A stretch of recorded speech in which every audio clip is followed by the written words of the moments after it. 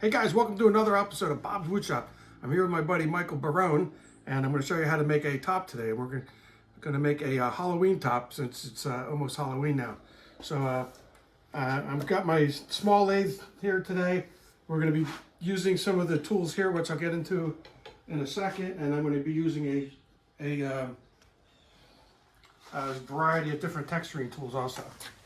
Okay, so I've got some texturing tools here. These I've got a chowder tool and a knurling tool, and primarily I'm going to be using a bowl gouge for this. Okay, so the first thing you got to do is chuck up a blank. Right, this is rock hard maple, and the most important thing when you're making a top is to put a tenon on it. Because right now, if you started turning this right now, and if you started pushing on here, there's a good chance that this is going to fly out of here. So what I'm saying is the wood cannot touch the face of the jaws. So in order to prevent any mishaps, first thing we're going to do is make a little tenon, and we're going to be doing that with a Bevel tool. Okay, as soon as I make the tenon, I'm just going to flip it around.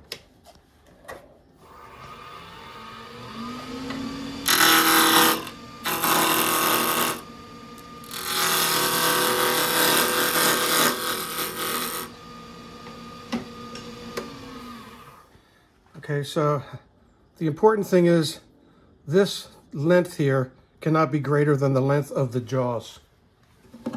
So what I'm going to do is just flip this around, and then I'm going to seat this nice square shoulder on the jaws.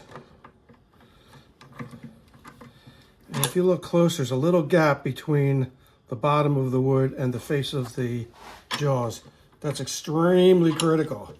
If you don't do that, again, there's going to be a good chance that this thing's going to fly right out of here and hit you or somebody who's watching you do this if you're doing this in front of other people. So now that I'm nice and rock hard solid here, this is not going to come out of here. The first thing I'm going to do is use some kind of spindle roughing gouge, and I'm going to use this, and I just got to make it round at first. There's a slight delay with this lathe. This is a Penn State Turncrafter lathe. Really nice lathe for only $500.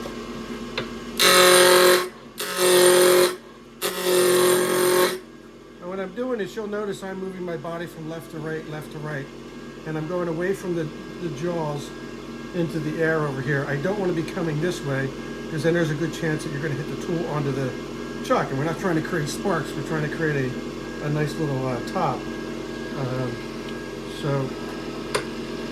And again, you'll notice I'm shifting my weight left and right versus doing this where you have a lot less control. So the first thing I do is just make sure that it's round.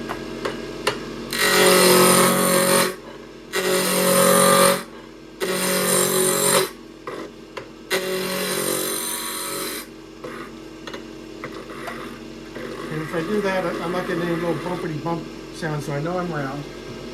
Now I'm going to start creating the bottom of the top. And I'm going to be doing that with a bowl gouge. You can do this with a spindle gouge as well. I prefer doing it with a bowl gouge. So when I'm doing this, I'm going to come in with a straight cut like that. And then as I enter the cut, I'm going to slightly open the bowl gouge. And I'm going to be aiming towards the center.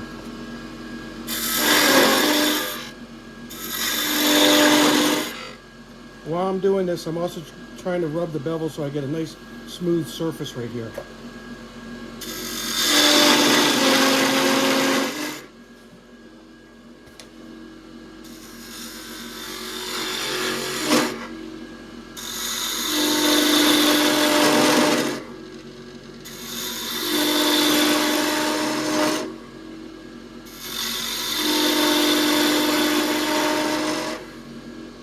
So you notice I'm aiming towards the center, and then at the very end I'm going to rub the back of this bevel here onto the tip in order to case harden that a bit.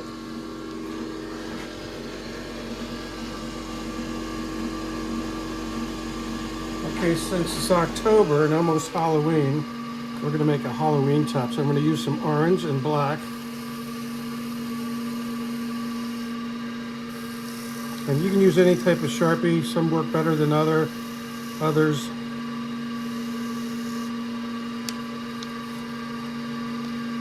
And I'm just going to use the tool rest as a guide to put some black on here.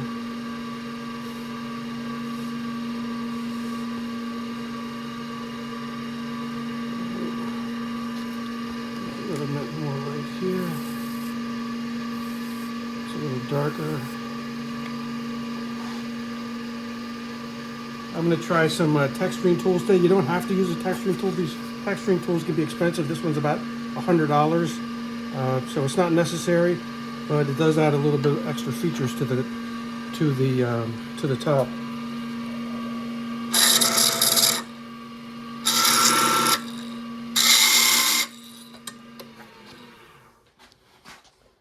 So I tried this at 3 different angles, and I got a different pattern with each time that I changed the angle. Okay. I'm gonna go ahead and put a little bit of orange back on. Okay, so now that the bottom of the top is done, we're going to speed up the lathe, and I'm going to use a Bedan tool in order to evacuate the stem or the axle or the handle. And I'm going to come in straight in. Now this is a good spot. Now if I did not put that tenon on there, and if I was trying to do this cut, this is where the top would come out and hit Michael in my camera, which I don't want that to happen. So I'm going to take one heavy cut there. Then I'm going to step this up. I'm only going to be using half the Bedan tool, and I'm going to make a stair step here.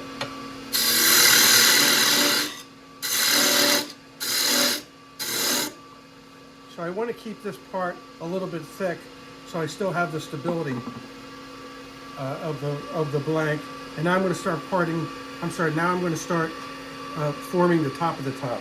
And again, I'm going to do this with my bowl gouge.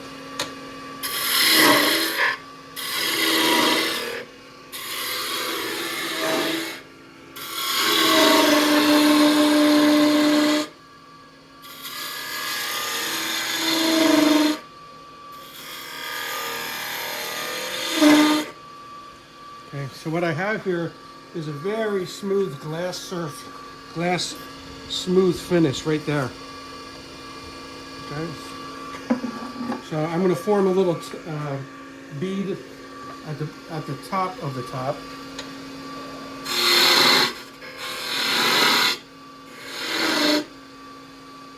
And now I'm going to start scooping out the handle.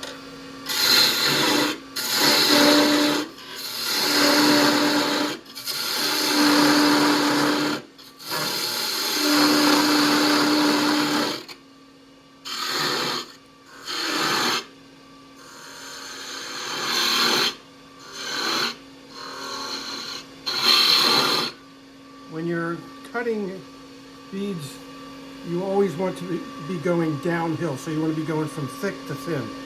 And you don't really want to be drawing the tool up a hill like that into a thicker portion. Otherwise, you're going to get a bad cut.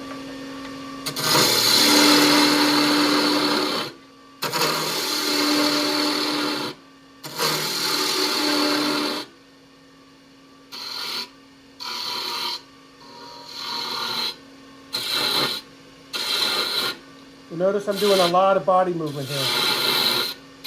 I'm basically using my body in order to make an axle shape here, or I should say a pivot point right here. This is much more effective versus trying to be out here and having your hand way out here. Keep the handle of the tool against your chest.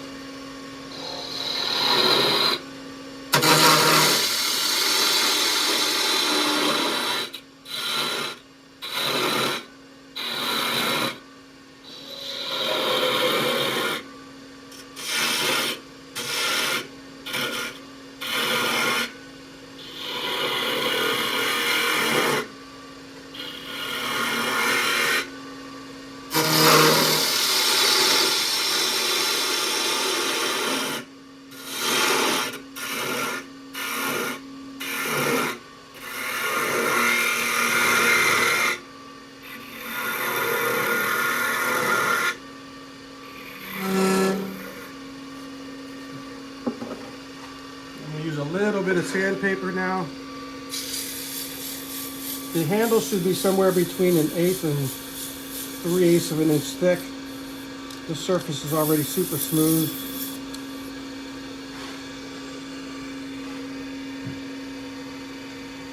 Then I'm going to go ahead and put some more color on here.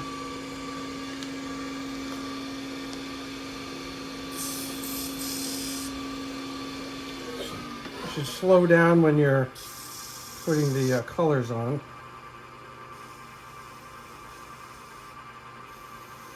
If you wanted to use extra texturing tools in here, you can. I demonstrated here. I've got a wide variety of texturing tools. You may not have them. So if you don't have them, you're not going to use them, but you might want to consider buying some.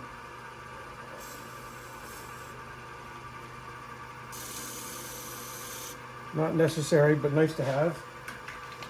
I'll put a little more black in here.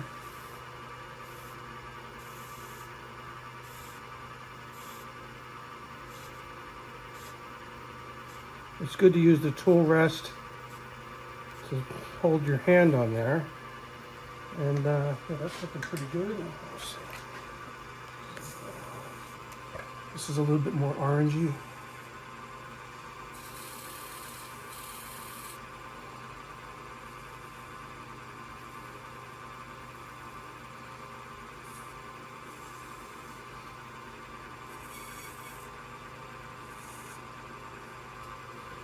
Okay.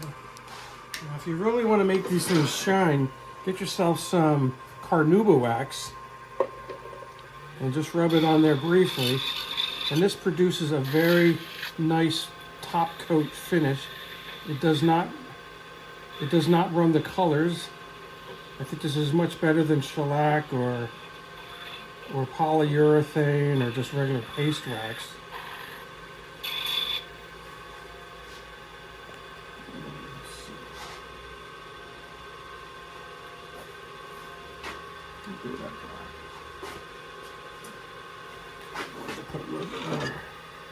Put a little more black right here.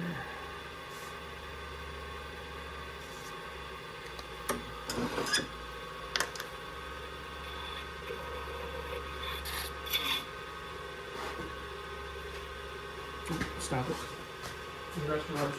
Get yourself a little bit of paper towel and buff it, and you'll notice the shine that pops up on here. So this is a really good top coat that's very easy to apply. You really can't beat that for a finish. It's super fast and really makes the top shine really quickly. Always be careful to either stop the lathe or move the tool rest back if you're going to be adjusting when the lathe is on. Really best to turn the lathe off. And then from here, all I got to do is part it off. And to do that, I'm just going to create a little bead. I'll be doing that with a detail gouge.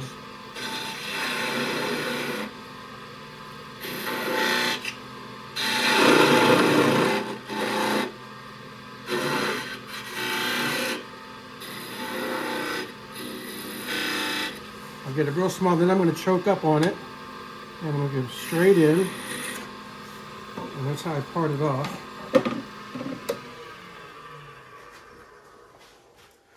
From there, I just like to rub that last little bit of nubbin on there.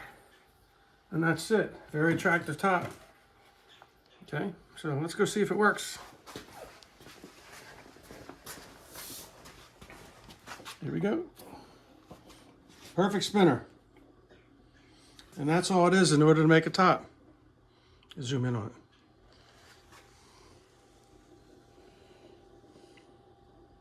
So I hope that helped. If you like this video, please like, comment, and subscribe. There's a bunch of other videos which I'll link to the end of this video to see some of the other tops that I've made or some of my friends have made tops. So until next time, thanks a lot, and I appreciate you tuning in. Bye-bye for now.